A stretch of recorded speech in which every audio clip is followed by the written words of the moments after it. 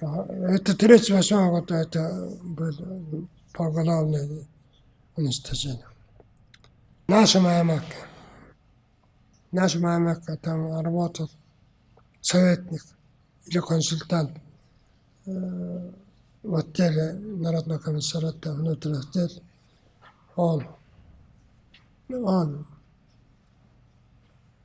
этот русский консультант допрашивал братьев и вынес переговор. Там кратко там. Так, стрелять. Стрель. Это за день постановление. В одном постановлении было, например, я видел 86 человек. Все напротив фамилии стрелять.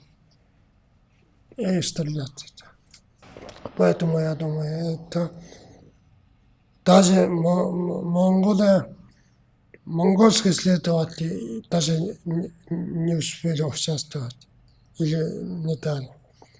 Консультант отдела это внутренних дел Аймак какой-то русский подписал переговоры.